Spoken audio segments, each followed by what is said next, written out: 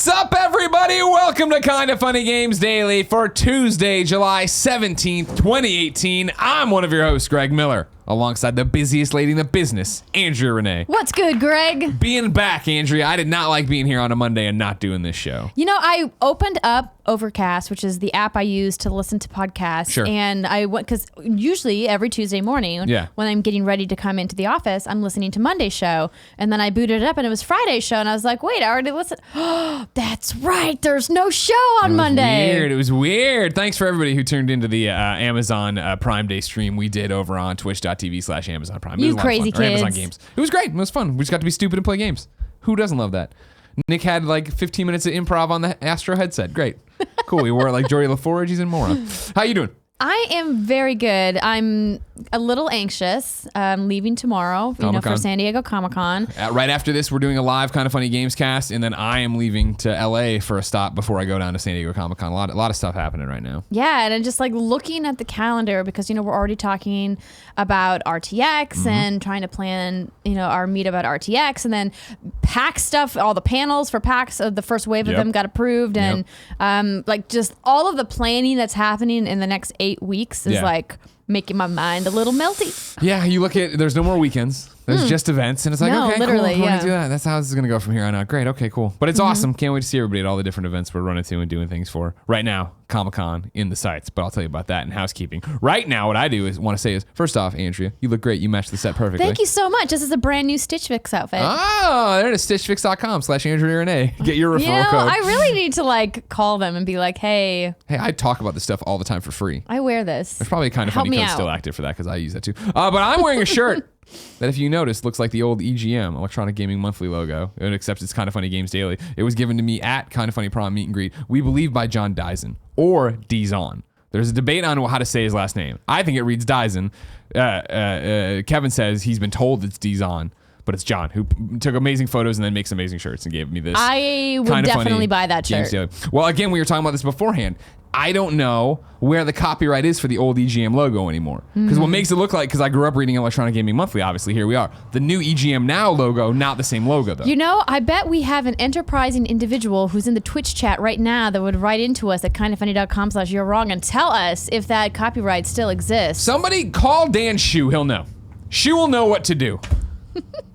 I was thinking Capitalist Pig would know. That's sure, too. No, he'll know. I mean, he'll figure it out, I'm sure. And we'll get some lawyers on it, and we'll see. Yeah. For now, this is Kinda Funny Games Daily. Each and every weekday on a variety of platforms, we run you through the nerdy news. 30 knows. It's a one day off, cool, Greg, and it's all off the window. Nerdy news you need to know about.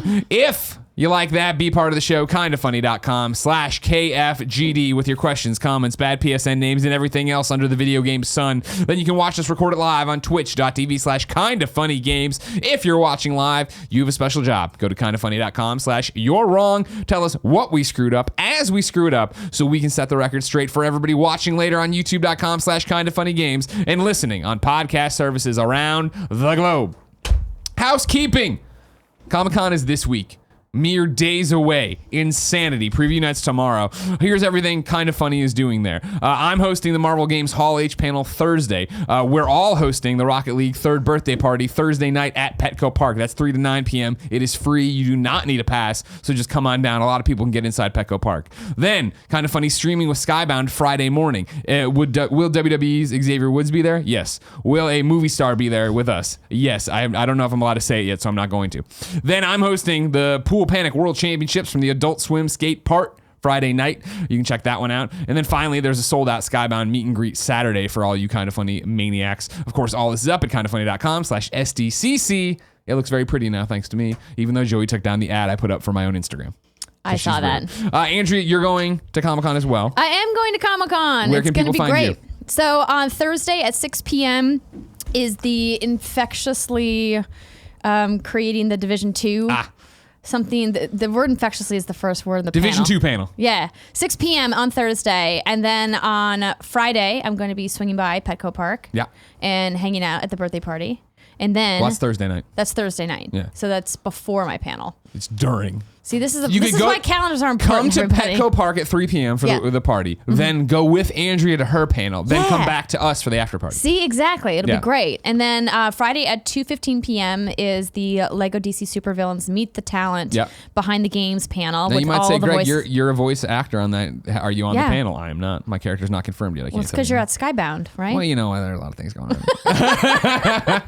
on. So that's on Friday. And then Saturday, I have the Defining Lara Croft Shadow of the Tomb Raider panel at 12:30 p.m. And then I'm going to be joining you at Skybound for the Kind of Funny meet and greet. We are very excited for Comic-Con. Now, as you notice, that's a lot of stuff happening. Comic-Con immediately on us. I know people want me to keep housekeeping short. There's a million things going on, though. What happens is, I'm leaving right after this show. Like I said, we're doing Gamescast, patreon.com/kindoffunnygames if you want to watch us record that live. Then I head on a plane to LA because I have to film something in LA that I don't know if I'm allowed to talk about yet. If I can, you can check it all on my Instagrams and stuff tomorrow, I'm sure. However, what this means is a lot of shakeups for the show. You're going to Comic-Con right away. Nick and Tim are going to Comic-Con. Jared's going off on a little thing. So let's run right now some big news about who's hosting this show. Wednesday, Tim and Andy. Andy Cortez making his return to Kind of Funny Games Daily. People always like it when he's on. Number one video game journalist, Andy Cortez. Then, here's where it gets real exciting, ladies and gentlemen. Thursday and Friday, we're doing something we've never done with Kind of Funny Games Daily. We are picking from the community, the pool of talent out there. And we're bringing in two men to host Thursday and Friday. Mike Doherty and Mike Howard. That's right! Cheeks Jr. and Snow Bike Mike. Snow Bike Mike is going to be hosting the show? Thursday and Friday's episode of Kind of Funny Games Daily. I wanted to give them two, let them get out there, try it out the first time, then come back and see what they like, what they don't like, and do it themselves. I'm very excited to see how they're going to do. I can't wait. I love that the Kind of Funny community's been around long enough that we just don't get me wrong, if more of you lived in California, there'd be a deeper pool, obviously, to get to. And maybe if we look way down the line, we'll be able to bring people in for other things. But it'd be like, man, we need hosts. And it's like, okay, well, everyone that we know is going to Comic-Con. Every host in the Bay Area is going to Comic-Con. Fuck, what do we do? Oh, wait, we have a great group of kids out there that are super talented and we know can command a stage and command a show, and they're going to do it for you. I'm excited. And then today's sponsor is Omaha Steaks, but I'll tell you about that later. I've wasted enough of your time for now. Let's begin the show with what is and forever will be the Roper Report. Time for some news. 3 items on the Roper Report. A baker's dozen. Number 1, they've detailed that No Man's Sky update everybody's talked about a long time ago, and it sounds pretty rad, Andrea. I'm going to read from Tamoor Hussain's GameSpot article. Titled Next, the update will be available for free on PlayStation 4, Xbox One, and PC players from July 24th. Perhaps the biggest new addition is multiplayer, which allows players to team up with a small team of friends and explore the universe together or be joined by random members of the community. Quote, you can help friends to stay alive or prey on others to survive, the studio explains. You can build tiny shelters or complex colonies that are shared for all players. Fight as a pirate or a wingman in epic space battles with friends and enemies. Race exocraft across weird alien terrains, creating racetracks and trials to share online. The character customization allows you to personalize your appearance, end quote. The game will also receive a visual makeover that, according to Hello Games, has dramatically improved planetary terrain generation, ground textures, water, and clouds. Additionally, there's also significantly more detail added to ships, NPCs, and buildings. New planetary rings and improved space visuals have also been introduced. On top of that, the game is now playable in the third-person perspective. Quote, nearly 2 years ago, our small team of friends with a shared love of sci-fi opened up the universe of No Man's Sky for the first time, Hello Games said in a press release. It was an innovative, weird, and at times lonely game. I loved that. It reminded me of the science fiction books I grew up with.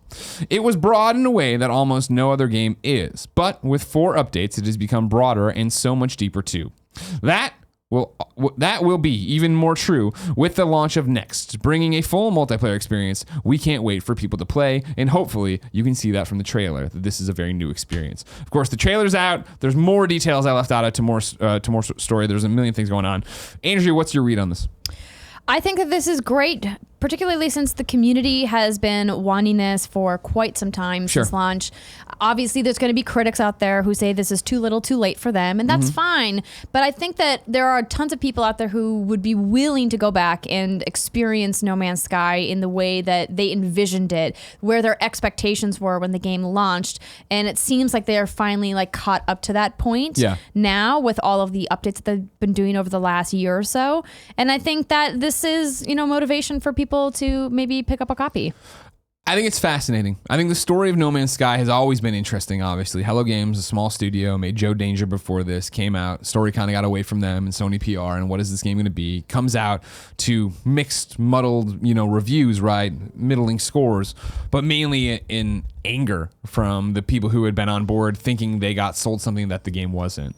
And then to see Sean Murray and Hello Games go really quiet, right? They did... I'm always the guy who wants to not demand, I guess. I always advocate YouTube people, creators, video game developers, over-explaining, over-talking, over-sharing, right? That's just what I do with our business. And to see that wasn't what they did, right? They receded for a while, and they did the thing of, we're going on lockdown, we're making our updates, and we're keeping quiet. And when updates came, they talk about them, and then they go back quiet. And then more updates would come. And in the beginning... I thought it was such a strange way to manage the message, to do public relations, to do PR. But now you get here, and to see it coming to PC or see it coming to Xbox finally for the first time, you see so many people that are saying. I saw a Brit today on Twitter being like, "I never played this the first time around, and this game looks and sounds awesome now. I can't wait to jump in." And then I saw Patrick Klepek even tweet, that he was super critical of it at release on PlayStation, but this looks like a success story. It seems like, for most of the pundits out there, the time of too little too late for me is gone, and more of like, hey, it's awesome they actually did commit, and 2 years later they are here with a game that they're super proud of. Yeah.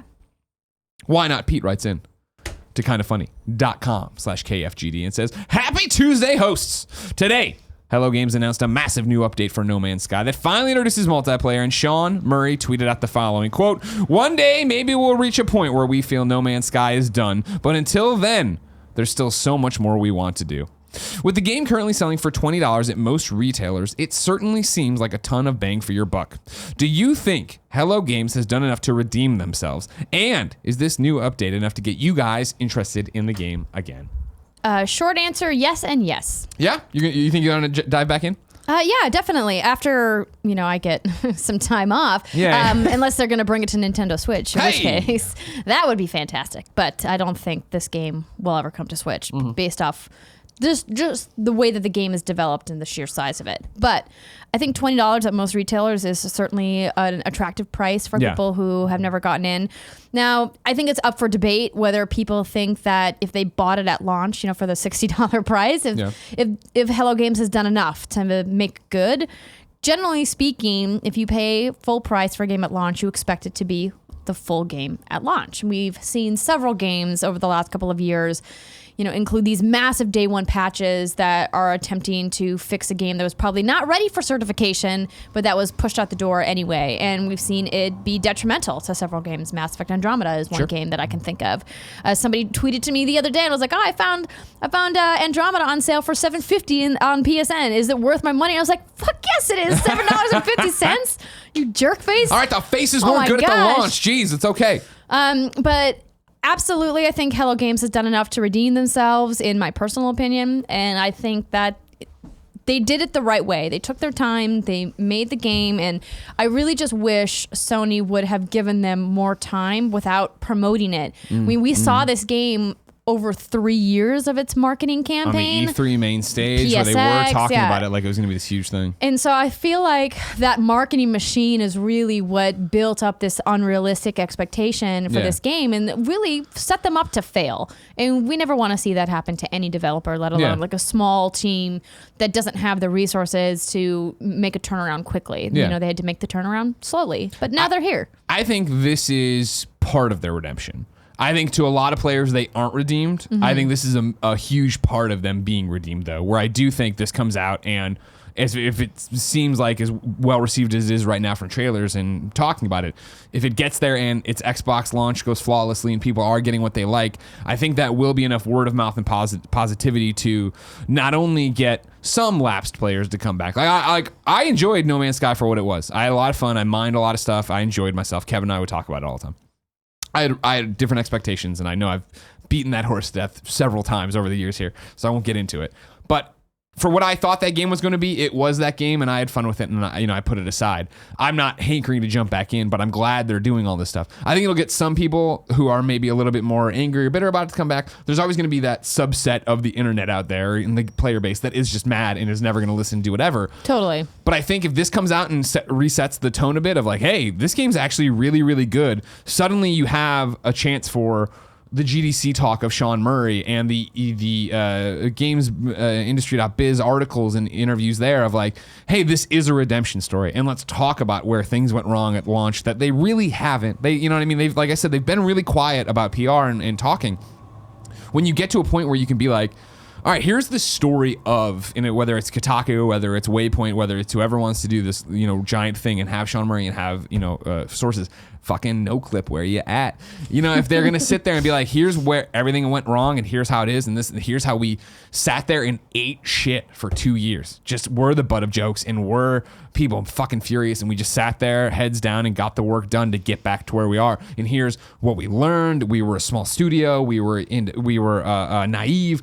Like, I really feel on the end of this, they get to the point of, to the quote here of, maybe one day we'll reach a point where No Man's Sky's done. That's not now. I thought once they launched No Man's Sky and everything went badly, I was like, fuck, are they ever going to be able to make another game as Hello Games? Are they ever going to be able to have Sean Murray come out and talk again? At that point, I don't think they could have. The way they've handled everything and where they're at now, I think they're pretty close to being able to be like, hey, everybody at a PSX or an E3, like, we're here, but it has to come after, again, the story being told and where it all is. It's been fascinating to watch, but I think, yeah, they are on the road to redemption. That's awesome because, again, they were always good people, but you know what I mean? That was the whole thing is like, what happened in terms of them lying or saying or talking, 2 years too early about certain features, sure, but they were always like, they always seemed like good people with their hearts in the right place. So I'm glad we got here rather than see them get snuffed out, the game never get any updates, and everybody just be bitter. True.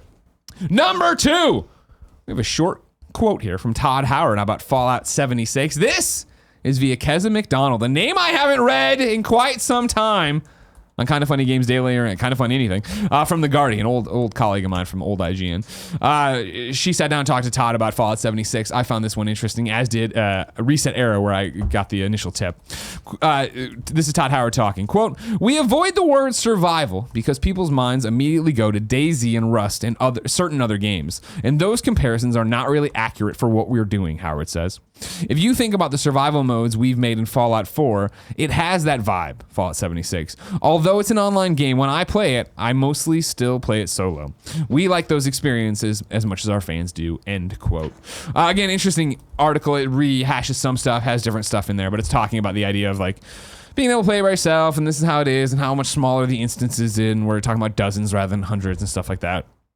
For me, I take something away from this, where to avoid the word survival and to talk a little bit about, the survival modes they've made for Fallout 4 and that Todd Howard's playing it solo, I'm like, okay. I'm still holding out hope, Andrea, that even though I wish them well and it looked impressive, when I looked at that trailer, it just didn't look like a Fallout game I'd want to play. But the way Todd Howard's describing it, I still see the Fallout I like in there. I just don't know what this game's going to be. I am reserving a lot of my judgment on this game because that trailer I felt was not indicative of what this entire game experience is going to be. Sure. I think they really wanted to put forward this new idea of multiplayer in a traditionally hardcore single player experience because there's a lot of people in their community that are interested in that, and clearly a lot of people in the gaming community at large that are multiplayer fans. And I don't doubt for a second that this is going to be very much a Fallout game in every sense of what that franchise is, but the multiplayer stuff is just extra, just added on. Sure. There's just a lot we have to see how it's going to play out. I think the beta is going to be very intriguing to keep an eye on. Okay. I can't wait to see it myself, but I'm still holding out hope. And then number 3, Pokemon Go Fest is done, and they put up some information over on a blog with numbers that I found interesting. They write, wow, what an amazing weekend. Thank you so much to the 21,000 trainers who attended Pokemon Go Fest in Chicago, USA, and the 180,000 trainers participating in the surrounding Chicago area, and the tens of millions of trainers all over the world who took part in Professor Willow's Global Challenge. Event attendees walked an average of more than 6 kilometers, completing an average of 36 research tasks and catching an average of 350 Pokemon on July 14th and 15th in beautiful Lincoln Park. Obviously, they go on with more, but those are the facts and the figures I like there. It's a lot of people. 21,000 trainers in there, and then 180,000 in the surrounding Chicago area that didn't have tickets for Pokemon Go Fest, but came and played around the sides of it. Why didn't Britt go? This seems like something Britt would go to. It's a good question. Yeah? I don't know. Okay. I'll have to ask her. Please do. On What's this good week's games? show. Yeah, of course. Available Friday. Right now, of course, there's only one person you can talk to if you're going to talk about Pokemon Go Fest. That's, of course, the Dark Knight of News, Andrew Goldfarb from IGN.com. So we're going to dial in Goldie over here. Goldie. Hello. Andrew Goldfarb from IGN.com. It's Greg Miller live on Kind of Funny Games Daily. How are you? I'm good. How are you? I'm good. Hi, Andrew. Oh, Andrew's here. Oh, hi, Andrea. Cool Greg's here, too. Hi, Cool Greg. You went to Pokemon Go Fest, yes? I did, yeah. I got back yesterday. How was it? It was very hot. It was very rainy, and then it was very hot. Rainy. Yeah. That's Chicago. That's Chicago in the summer. Humid, hot. It's going to rain and stuff. Was it worth your time and the trip? Oh, yeah. This year was awesome. This year was honestly the opposite of last year. I think it's sort of what they thought last year would be because like the game actually worked the entire time. So, but yeah, I really liked it. It was crazy, actually. did you what did you do there? Like what made you want to go there? Was just to be around the other trainers? I mean, I know you went there for your job and stuff. You're writing stuff for IGN, but like, what motivates you to get so into Pokemon Go Fest? I think this one kind of was a better. So last year, the one they organized was sort of like a music festival. Like there was like a stage in the middle, and everyone crowded around it, and it was in one like concentrated area. And that was just a mess in every possible way. This year was like it was spread out over. It was a 2-mile like walking course, and then they had these habitats set up. So there was like an ice area and a desert area and like a volcano area, and they had like different things spawning depending on where you walked. So it was like spread out over this gigantic area, and it was basically just walking around and kind of getting a bunch of different Pokemon Go experiences. Okay. Now you said you were writing something for IGN, right? Yeah, it just went up actually. It's very, very, very long. What is it? So because this year was not a disaster, since the game actually worked, I walked around and interviewed a bunch of players. Oh, nice. And I talked to Niantic, and it's just like a big state of the game piece, basically. Gotcha. And then were a lot of the players there like saying goodbye to Pokemon Go? Because as you know, Ghostbusters World is coming out, which is similar to Pokemon Go of you catching ghosts. I feel like that's just the death of Pokemon Go, yes? Oh my gosh. Yeah, clearly, of course. Yeah, I think, everybody knows how that game's just going to set the world on fire. It is funny. There were a lot of people in the middle of Pokemon Go Fest, like, Xing out of the game and checking in on, like, Jurassic World Alive. Oh, really? Some of the other ones. So I do think, like, I don't know, like, for me personally, I don't know that I would have the time or energy to do multiple of these games, but I think especially with Niantic doing Harry Potter, sometime in the next 6 months, we'll see what that looks like, because I do think people are going to try and play multiple of these games at once. Gotcha. But you are confirming, right, that you'll stop everything and play Ghostbusters World with me, right? Because I will buy you a Proton Pack. If you'll buy me a Proton Pack, I pledge to at least play it for one day with you. Well, you can do the Kind of Funny Let's Play with me and teach me all about it. Okay, deal. I like that. That's all right. fun. Andrew Goldfarb, you're a peach and we love you. We'll talk to you later. Love you too. All right, bye. What a nice young boy. He is a very nice lad. Ah, dang it. I meant to say to him, that, I'm excited for Ghostbusters World, obviously. I want to learn all this Pokemon Go stuff, but it's so far away from when that's going to happen. I was going to say Goldfarb. Greg, wait, opportunity Goldfarb, missed. when do you think? Yeah, okay. Andrea, read me the list thing. The official list of upcoming software across each and every platform as listed by the Kind of Funny Games Daily Show hosts each and every weekday. Kevin Coelho, everybody. I'm slacking it to General. I'm you know how they got those 2-step verification things happening all the time? I, of course, am one of those guys who's like, I demand to be that person. Yeah, I'm the same way for what's good. I get all this I got thing. the 2FA codes for me. Oh, that's funny. Look, it's like, here's your code for Twitch. Here's your code for Twitch. Here's your Airbnb code. Here's Twitch. Here's Twitch. Where? There you go. You got it. Are you out to do yeah. Oh my gosh, so good. You almost forgot though. Out today, Adventure Time, Pirates of the Edichlorian, Endinchirion, Endian. You know what it fucking is if you like Adventure Time. It's on PlayStation 4, Xbox One, and Switch. Black Sea Odyssey is on PS4. Chicken Assassin Reloaded is on PlayStation 4. What? Far Cry 5, Lost on Mars DLC is on PlayStation 4, Xbox One, and PC. If you think Chicken Assassin Reloaded deserves a what? Wait till you get some of the other titles you're going to get here in a little bit. Oh my gosh. Frost comes to PlayStation 4. Gene Rain comes to PlayStation 4. Nog launches today on PC and Mac with That's a great game. HTC Vive and Oculus Rift support.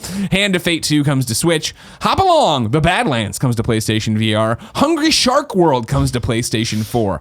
Ice Cream Surfer comes to PlayStation 4 and PlayStation Vita. Let's Sing 2018 comes to PlayStation 4 Switch. Middle Earth Shadow of War gets that update that removes the market and the microtransactions and does a whole bunch of other stuff, but that's the big stuff. Ice Cream Surfer, I just looked up a video from Nintendo Wii U. So this is an old game, I guess. Oh, what a surprise. It's literally just Oh my so God. it's a 2D side-scrolling. Oh my God. Would you call this? No, this is almost like a. This is like bullet heaven. hell. It's bullet heaven because it's moving so slow. And it's all ice cream This in the strikes me background. as it could be an easy platinum, everybody. Put it on your watch list. put Ice Cream Surfer on your watch list. We'll get to an easy platinum here in a second, too. Mother Gunship comes to PlayStation 4, Xbox One, and PC. Mugsters comes to PlayStation 4, Xbox One, and Switch. Race Arcade comes to PlayStation 4. Sonic Mania Plus comes to PS4, Xbox One, Switch, and PC. Space Jacked comes to PlayStation Vita. And then, there's more, but Super Destroy or Not. Destroy Not.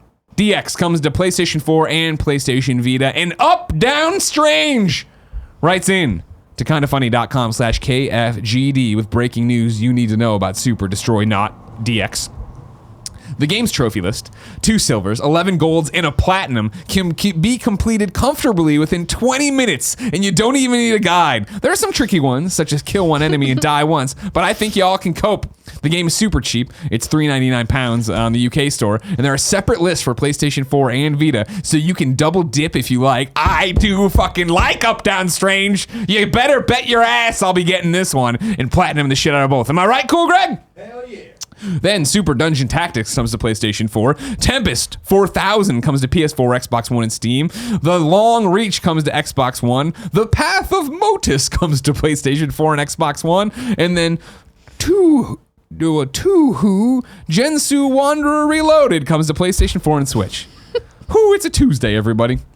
New dates for you. Redeemer is coming to PlayStation 4, Xbox One, and Switch in August 2018. 1979 Revolution Black Friday is coming to PlayStation 4 North America July 31st, PlayStation 4 EU August 1st, August 2nd on Switch, and then August 3rd on Xbox.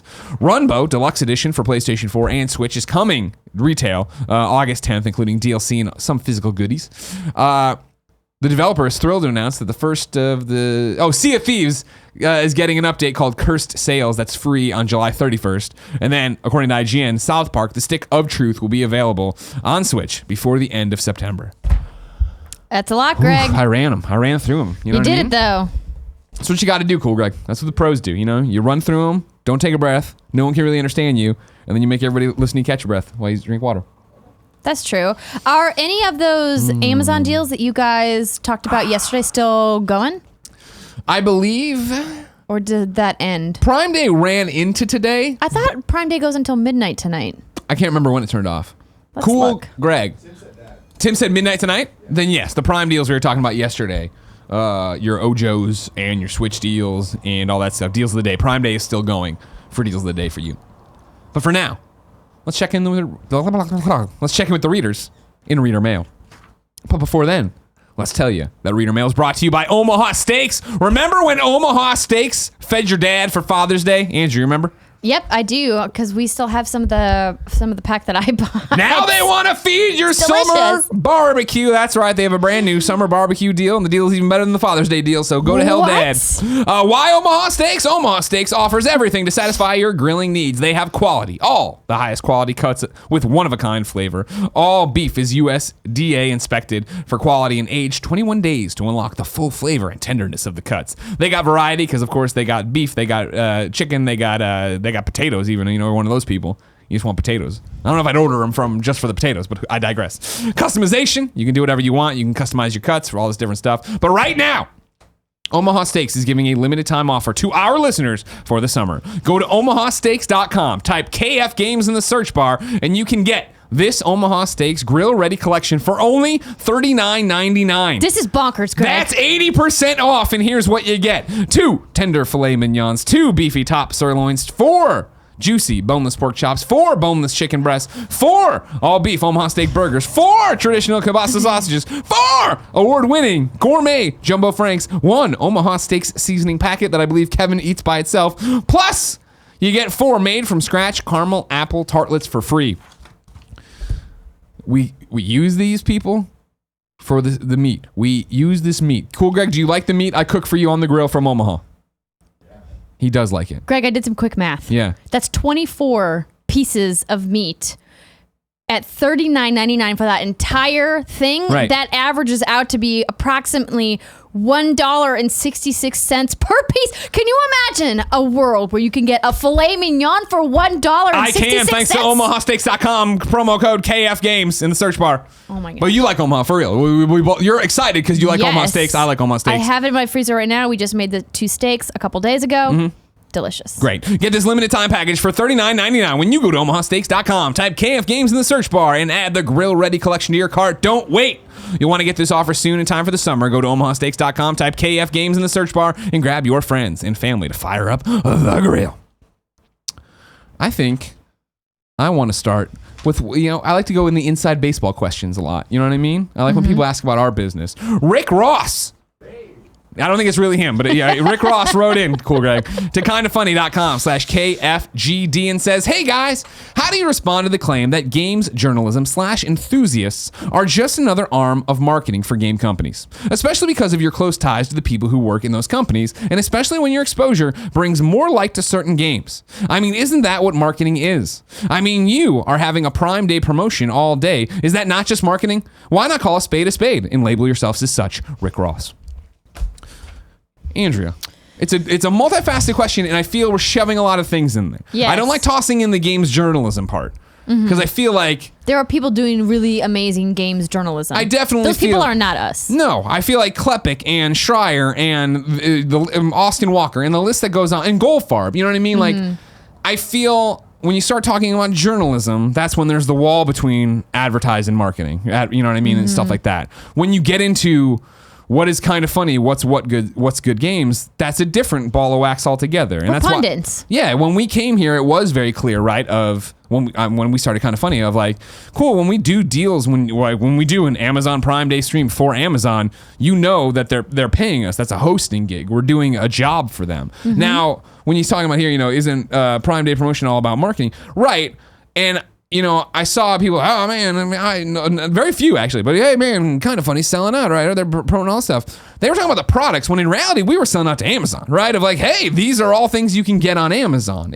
That's where it was of us promoting their deals that way. Right. But that's how commercials on your TV show and your podcast work in general. Right. And the deal with Kind of Funny and the ethics we have for when we take on an advertisement or a promotion or I go host something is, of course, what you're getting. I'm never going to go host something, go be in a commercial, go have somebody come on the show and talk about it, and if I don't like the game when I play the game in the final game or whatever, feel like I can't say that I didn't like the game. Or nor am I going to take on a product that you look at it like, why would Greg, like, we're not doing the activation right now to my knowledge, the Marvel Puzzle Quest thing, right? Where that, like, my ad read for Marvel Puzzle Quest is legitimately what happened.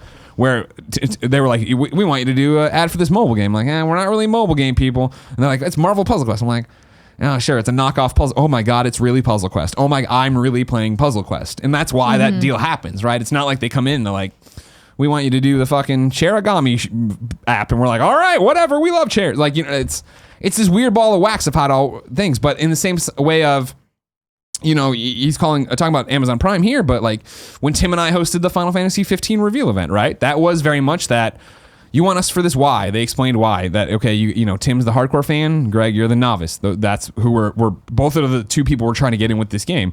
Okay, great. And they wanted to hook me on the game, and I played the game, and I never got hooked on it, and I stopped playing it, and I say that when I talk about the game. It's like, at no point would that come in. You say we're pundits, we're hosts. That's, I think, a great way to put it. Yeah, I've always maintained that the moniker of journalist, in the field of entertainment news, needs to be taken with a grain of salt. Yeah. At large, because video game news is underneath the entertainment news umbrella. So your Access Hollywood, your Entertainment Tonight, your E! Online, you're Kind of Funny, your What's Good. We're all under that same umbrella. We're not, you know, talking about crazy legislation or what's happening, you know, between world powers. Like, what we do is considered a luxury piece of, you know, what's the word I'm looking for? It's infotainment. Yeah. It's entertainment. It's That's not the biggest real. thing. It's not real news. Yeah. Right. We know that. Yeah. You guys should know that. And there's some people out there that take video game news to be a little bit more serious than it should be. This is just video games. Yeah. It's just a hobby that we all love and we spend money on and we love nerding out about and talking about. And there are some people doing really great investigative work and doing like that are doing stuff that's very consumer focused and protective of consumer rights within the video game field. And I think that there's absolutely a place for people like that to do their work. People like a Jim Sterling, for example, who runs his own Patreon and you know, left The Escapist because he didn't want to take these kinds of ad deals. And so now he is independent. And I think that it's awesome that he has his fan base that is willing to support him doing that kind of work. Jim fucking Sterling, son. Yeah, he's great, but that's not the kind of work that you and I do. Yeah. And I've always told people, like, I had somebody write to me on Twitter about this just the other day, about how when I made the comment about John working for Sony when we were talking about Sony's crazy year, and I made like the off-the-cuff joke, like, oh, I'm glad that Sony's doing well. Yeah. And he was like, how come this is the first time I've heard of your husband working for Sony? I'm like, I don't know, you must not have been listening, because we talk about it on the show all the time. Yeah. But it's one of those things where I'm not going to disclose that every time I talk about something that PlayStation does, because I feel like that's a known quantity at this point, right? And granted, I understand if you're a listener or viewer, every time we mention it or every time we talk about PlayStation, every time you're on the show is somebody's first show. They don't know that. But if we have to, I'm all about disclosure, right? Like, for real. And so, like, but if we have to disclose, if it was that we just mentioned Final Fantasy in passing and I have to go back and, well, remember that Tim and I did this thing with, like, you have to take on some of that on your own. But I think also the fact that both of us have amassed audiences and have fans and have communities, right, that want to be a part of it, they get that. And that's always been my thing, right? Like, the day one of Kind of Funny, I always talk about it on that first Colin and Greg Live, where it was, somebody asked us, what's your ethics policy? And it was like, oh, fuck, we hadn't, you'll just know everything. Like, you're going to know if we got paid to go do something, and if we're hosting something, you should assume it's paid. Like, that's like how this works. Like, that's like how we're doing this. We are hosts, we are a business, we are doing this, but we're never going to, like, you know, I did a Far Cry stream at PAX last PAX, I guess, whatever, before Far Cry 5 came out, right? And I never would have ever taken a deal like that or done that if it was in the contract or something. Like, great, you can never say you didn't like Far Cry 5. Like, you know what I mean? Like, but I do understand that for certain people, the fact that I do work with PlayStation, Ubisoft, whoever, you know, the list goes on, or that I'm in the fucking Lego game, right? I understand for some people that means that they disqualify my opinion about those things, and I understand that. Yeah, and but I think there's a great audience, a large audience that understands that's how we wear our ethics, that's how we wear our policies, and that's who we are. 100%. And what I've always maintained and told people is, if you are not comfortable with the fact that I get paid by publishers to go and speak about their games, then you don't need to listen to my opinions on video games. And it's really just that simple. Yeah. Find people that you identify with, find people whose video game tastes, you know, mirror yours, and whose commentary you really enjoy, and whose ethics you can be comfortable with. And if that's not me, and if that's not Greg, that's okay. Yeah. And to Rick's point, you know, the claim that games journalism / enthusiasts is just another arm of marketing. Even when I was at IGN, I'm talking about when I was at IGN and I was reviewing, it's an interesting, not argument, but it's an interesting question of how it all works, because this is my thing where like I feel like there's a fork in the road between games journalism in quotes and games enthusiast press, because enthusiast press for the most part and it's gotten way better now with so many indies and the access through Twitter and Facebook and all that stuff. But when I was there PR was the gatekeeper. They were the gatekeeper of if you would get copies of games, if you would get preview codes for games, if you would get exclusive for games, and blah blah blah. And there never was the backroom. Oh my God, because obviously there's stories about it. At IGN, there was never the, Greg Miller said something, so he's blackballed, right? There was one time early on in my career, where I reviewed a game, didn't like it, and I got a call, like, the next day after the review posted from the PR person. And they were totally like, I just wanted to let you know that I've talked to your bosses, and that review will not be up at the end of the day on the cover story and yada. And I was like, all right. And I hung up and I turned to Dunham and I was like, hey, I just got a call. And he's like, what the fuck did they say? What are you talking about? Blah, blah, blah. And it was one of those that immediately my boss was into his boss's office, who was on the phone to what, and it was this thing. And what it was is that the PR person had called the sales team, and the sales team was like, oh, I'm sorry you don't like the review. Like, yeah, it's not going to be up at the end of the day because they cycle covers. It would have been up for like 28 hours. Right. And she took it as like, I just pulled the leash and this is what's happening. I'm sticking it to you. And I never ever heard from that PR person again. I never dealt with that PR person again. And I don't mean me. I mean, I never heard about them in the industry again. And like, that's how it works, right? Of like the reality of this kind of thing. And like, obviously there's stories of, Kotaku getting blackballed and stuff like that. It's all a great weird ball of wax, but I feel like as our industry continues to grow up, you continue to see it flourish and move in different directions. Where I think that, you come here and we read the ad, or you see us do a sponsored party mode. Again, like, we would never do a sponsored party mode or let's play for a game we think is shit. If they came by and like, we want to work with you, and then we looked at the game, we're like, this is fucking garbage, we wouldn't do it. That's why, like, when people want to look for examples, I send out Death Squared, where I think, correct me if I'm wrong, we did a Death Squared let's play on our own because we liked it, and then did the sponsored one, and then did another one that wasn't sponsored.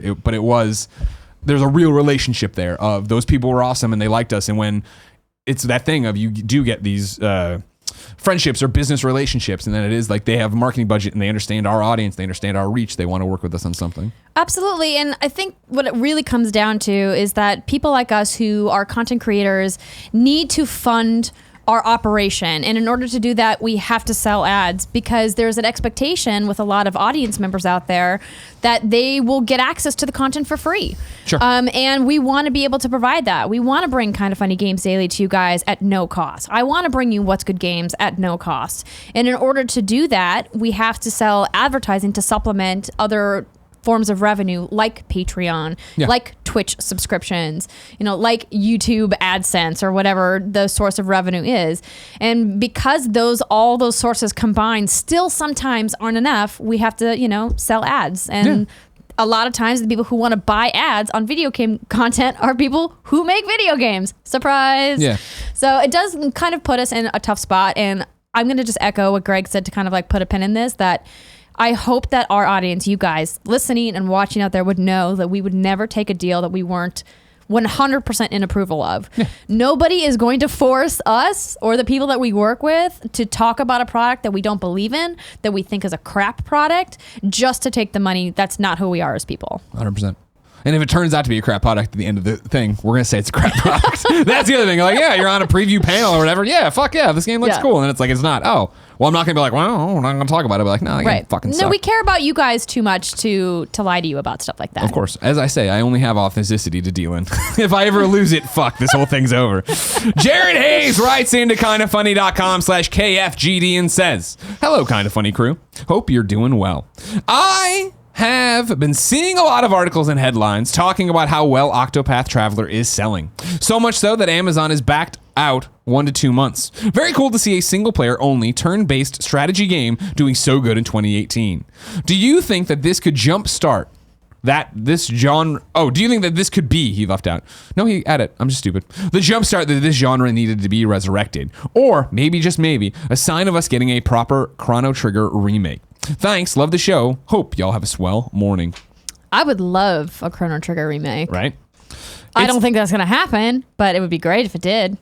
I don't think it's beyond the realm of possibility. I think if anything, this is really showing the fact that the Switch's audience is still buying games and will still buy awesome games. And I know that sounds simple, but as you look at EA not supporting the Switch, right? As you see other big AAA publishers trying to figure out what they want to do or not do with the Switch. I think it's fascinating to see Square being like, yep, we made this thing that looks like an SNES game that has a whole bunch of humor in it and that is really cool, that we had out, way early at the Nintendo Switch reveal event that it was there. Yeah, we made this game for this one platform and it's going bananas. And Square had to apologize already that they didn't make more copies of this game. There's something to be said for that. And I don't know if that necessarily reinvigorates this genre, Jared, but I think it definitely gives people a huge, EA is sitting there and going wait, what could we put on that? What game could we make look like that? For me, and I will continue to scream it from the fucking rooftops, I hope it is happening at 2K, that, they just announced WWE 2K19 not going to be on Switch because it just ran so shitty in 18. They look at this and they go, fuck, what if we just made a game in the No Mercy style? Not the engine. I know there's AKI and all these different licensing and THQ, but what if we just made a simple wrestling game just for this that was multiplayer focused and looked like an SNES game or looked like an N64 game? There's a market there that's hungry and that will support different niche games, and I think that's the biggest takeaway from it. Absolutely. And don't forget about Valkyria Chronicles 4, brother. It's coming, baby! Oh no, it says your lucky chance, but spelled funny. Good job. Wrote into kindafunny.com/KFGD and says, hey, you Kinda Funny crew. Long time, first time. With the release of the amazing Uncharted short film by Nathan Fillion and friends and the apparent development hell that the Uncharted film has gone through years and years, do you think it was all for fun, or is this Fillion sending out a message like Ryan Reynolds did with Deadpool, hopefully stating that he understands the character of Nathan Drake and he has ideas that this type of movie can work, and maybe they are making the wrong decision with the initial ideas they have for the Uncharted films? Thank you for everything you do and making my days at work go so much faster with all the great content you put out. Love and respect. That's an Easy Allies reference. Chance from Arlington, Texas. Did you watch the Uncharted Nathan Fillion film? Of course I did. It is fantastic. Good. It is currently at 1.6 million views. Deservedly so. For just one day. Deservedly so. An amazing film if you haven't gone checked it out. It's that's really fantastic. Here's the thing. I don't think that the success of this film is going to sway the development problems that the Uncharted film is currently having. Yeah. Hollywood is a twisty, complicated place, and Sony has had their hands in the film business for many, many, many years. I love that this film was made. Obviously, lots of people out there, myself included, think Nathan Fillion would be a fantastic Nathan Drake. Sure. There's no doubt about that. I just don't know how this fan film is going to move the needle for the issues that the Uncharted film is having. Yeah, I saw a lot of, first, the film's amazing. Everyone should go check it out. I saw some, a lot of people being like, oh man, I would definitely go for a Netflix version of this show. Give them the money and let them sit there and do it. And that then starts to speak a little bit to what you're talking about, Chance, with the Ryan Reynolds and hey, here's what we want Deadpool to be. Let us make Deadpool. I don't think it's out of the realm of possibility, because I do think that Sony's a big corporation. And so, yeah, the Tom Holland movie, whatever the fuck's going on with that, whatever, wherever the Mark Wahlberg one got off track and went to hell, there's definitely somebody over there looking at it and being like, well, what if we did this on its own? You know what I mean? And it does bring up an interesting thing of, is Uncharted as an IP big enough to support that?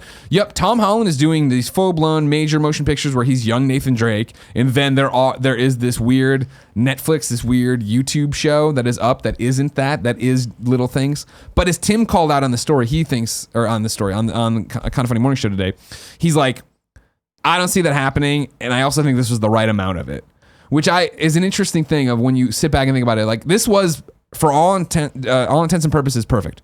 This was perfect. It had Kitty Got Wet in it. It had the enziguri. It had the slow motion punch. It had Nathan Fillion being Nathan Drake.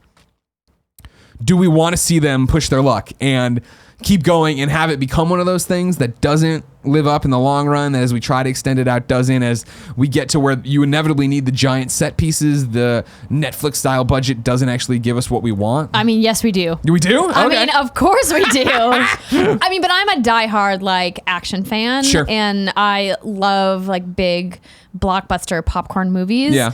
And when I saw this, I was like, would be a perfect 90 minutes to 2 hour movie. Yeah. Right? Like, obviously, like, not some crazy, like, trilogy or anything like that. Let's not draw it out. Okay.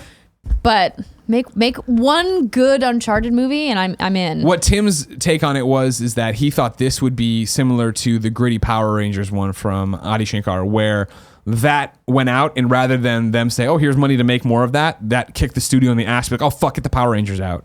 So maybe this does jostle loose the fact that, yep, people really want to see Nathan Drake. Let's get this Tom Holland movie going and see what happens with it. I hope so. Yeah, either way, it'll be interesting to see, but the video's awesome. Everyone should go check it out.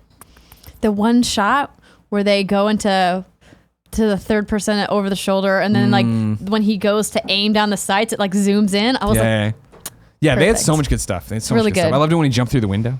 Everybody go watch it. The moment about that was so video games. And John and I looked at each other like, that's like such a video games thing that he jumps through a window and just lands and is totally fine. Yeah, and then he's like in the wide open just shooting people. I'm like, all right, yeah. So good. I'll take it. I liked it. You know what are you going to do about it? Where do I want to go next with this and do this stuff? I want to do things. We got another show to do, though. Gotta find a good question. This is my finding question music. Nas Kid A writes into kindafunny.com/KFGD and says, I have a question regarding PSX 2018. Do you think there will be a PSX this year in the States? If memory recalls, they usually announce PSX during or right after E3, so what gives? Are they skipping it this year? Different plans, maybe? So what do you guys think? I love you guys with all my heart. There was one year they didn't announce it till it was like a month and a half out. I remember asking them, the PR team, every week what was going on with it before they would finally confirm and finally put stuff out. So I don't know if there's a PSX this year. I would imagine there is, but I don't know. And I don't think you would have necessarily heard anything yet. Seems like that's always a PlayStation blog post way late. Yeah, I would have hoped by now that they would have at least been like a save the date. Yeah. I mean, we got to save the date for the Game Awards, right? Yeah. So just because it's a weekend thing, people that want to fly in from out of town need to budget for travel and budget for hotels and maybe change around some of their holiday plans since it is in December. But yeah, no rumblings. I know nothing about it. I would imagine it's still happening. I'd like to think they found success with it, but right now I'd imagine, Jeff put out the save the date for Game Awards on the 7th of December, somewhere in there, right? I thought he did the save the date for Game Awards during E3 this year. No, but I'm saying the date he's saving is the same thing as usual, right? Or the Thursday the first week of December, right? Yeah, so just I imagine if PSX is happening, it's happening that weekend again. But that's just because that's what Jeff Keighley, our Lord and Savior, says. Thursday. Oh, if it's the 7th, that's a Friday. Well, whatever though. Maybe I'm it just is a saying Friday. whatever he said, Andrea. Whatever the save the date said. I'm gonna look it up right now. While you do that, I'm gonna squad up. If you didn't know, ladies and gentlemen, December 6th, Thursday, December 6th. it's time to squad up. This is where one of you writes in to kindafunny.com/KFGD, giving me your name, username, platform of choice, and why you need help in a video game. I read it here. The best friends come and find you, and everybody plays games together. Today, Nathaniel Peacock needs help on the PlayStation 4 in Australia. Oi, governor. His Twitter handle is Splatterpuss. Splatter, P-U-S, all one word. Hey guys, I'm looking for some Aussie best friends to join me in Monster Hunter World for the summer festival. Even though I have a heap of gaming buddies, I haven't managed to coax anyone into the new world with me. So I'm calling on the best friends to join up. I'm a hunting horn/longsword user, happy to play support and keep everyone alive, or cut tails like a kick-ass samurai as needed. Keep up the great work with Kinda Funny Games Daily. It's always a pleasure to listen to the show. If you are Australian and you want to play more Monster Hunter, hit up Splatterpuss on the PSN.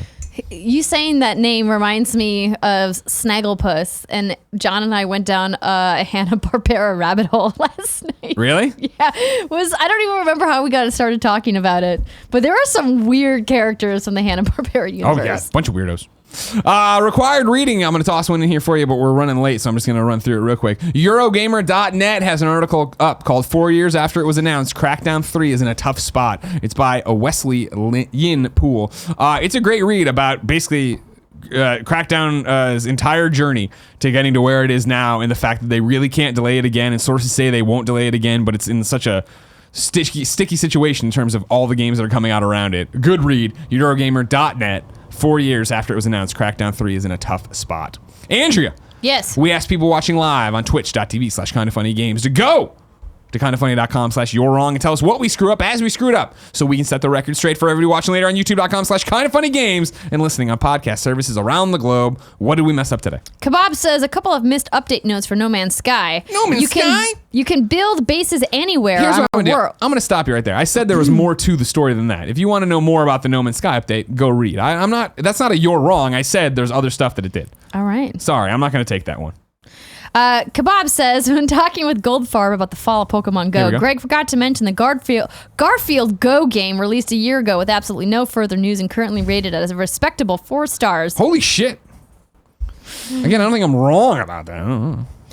Kebabs again, KFGD actually used a very similar horizontal logo as on Greg's shirt for the first few episodes. It was placed at the top of the table monitor so the camera could be tighter on the host. These episodes also used a custom lower third that isn't at all the same as the ones used now. Hard to believe we launch a show without everything locked into place the way we thought it would be. Tagless02 is editorializing about Pokemon Go and Ingress. Oh,